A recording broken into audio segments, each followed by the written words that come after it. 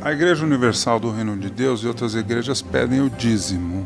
E o R.R. Soares, o Valdomiro, Santiago, o Silas Malafaia do Ministério Vitória em Cristo. Não esquecendo que Jesus foi morto pela religião. Jesus não fundou nenhuma religião. O cristianismo é de Constantino.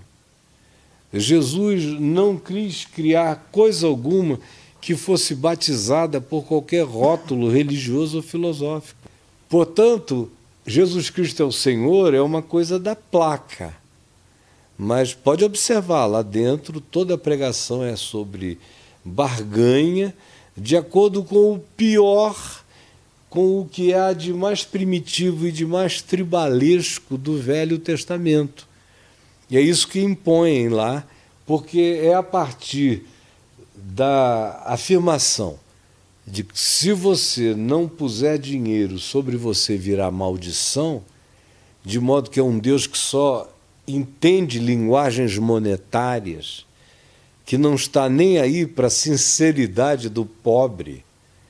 O pobre tem que roubar do patrão para botar um dinheiro naquele gasofilácio para esse Deus diabólico, de acordo com a promessa lá feita, enriquecer o indivíduo, prosperá-lo e fazê-lo ir adiante apenas na perspectiva monetária. O dízimo é um fenômeno do povo de Israel no Velho Testamento. Ele estava predito desde o Pentateuco de Moisés, dos primeiros livros da Escritura, mas a grande afirmação acerca do dízimo está no último livro do Velho Testamento, o livro de Malaquias. E a convocação para que se desse o dízimo ali era para a construção, para a reconstrução do templo que estava em ruínas. E o dízimo tinha um papel, naquele Israel primitivo, de um imposto que convergia para o templo, que não era só um lugar de culto, era uma espécie de Knesset. Era uma câmara também. Não era só um lugar onde se ia cultuar a Deus, era um lugar onde todas as decisões eram tomadas. De modo que o dízimo entrava também como uma espécie de imposto, de uma receita federal convergente para o templo. E eles exploram isso até o dia de hoje, essa é uma coisa vencida. No Novo Testamento não se tem um estímulo para se dar o dízimo, se tem um estímulo para que se doe cada um conforme as suas posses, de acordo com a espontaneidade e a alegria do coração. De modo que não é uma imposição carregada de ameaças. Como eles dizem, se o indivíduo não der o dízimo, ele vai ser amaldiçoado, os negócios dele vão sucumbir, vão falir, a pessoa não vai a lugar nenhum. Então, é uma grande ameaça, uma grande maldição o modo como eles usam o dízimo contra a vida humana.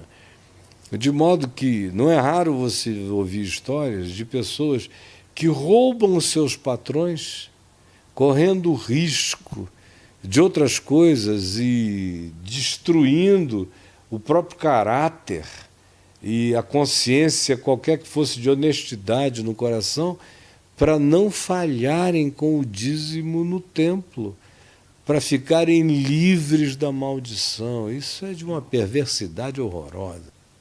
A Igreja Universal, por exemplo, e o Macedo, eles não precisam produzir nada, eles não têm que ter nada para apresentar como produto. Eles vendem o invisível, o intangível, que nasce de dentro das crenças das pessoas, como na história humana inteira.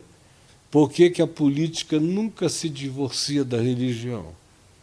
Porque a maior commodity com poder de arregimentar interesses populares que são manipulados pelo condutor político não tem nada com mais força do que fazer isso em nome de Deus e por Deus.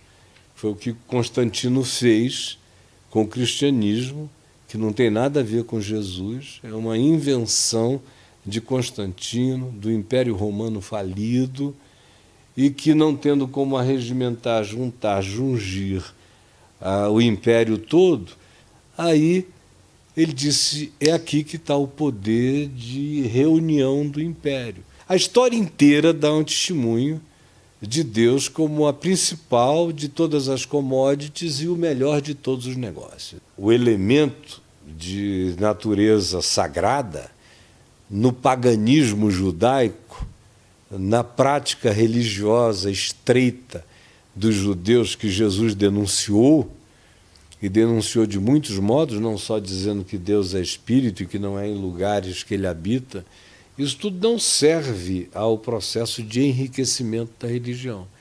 A religião precisa de torres, precisa de significados e simbolizações materiais, precisa que sejam grandiosas, precisa criar o espírito supremacista do crente, que diz, eu faço parte daquilo que é o mais relevante, poderoso, em nome de Deus na história. Ou seja, o Templo de Salomão é a declaração suprema do Macedo. Ali o que importa de fato é a impressão. Ele está vendendo a impressão do poder de Deus.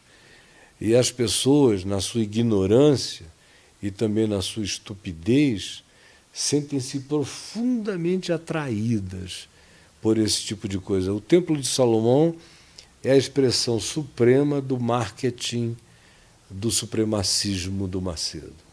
Ele faz um desserviço ao Evangelho. Ele é um cara sem caráter, no mínimo, para alguém que se vende assim. Fico muito triste, porque eu o conheci jovem e ele teve todas as chances do mundo de fazer a coisa certa. Ele só não acha lucrativa. Não somente ele. Nós estamos falando de dois indivíduos aqui que representam milhares de outros idênticos. Então vamos lá. E o R.R. Soares, o Valdomiro, o Santiago? Todo mundo da mesma escola.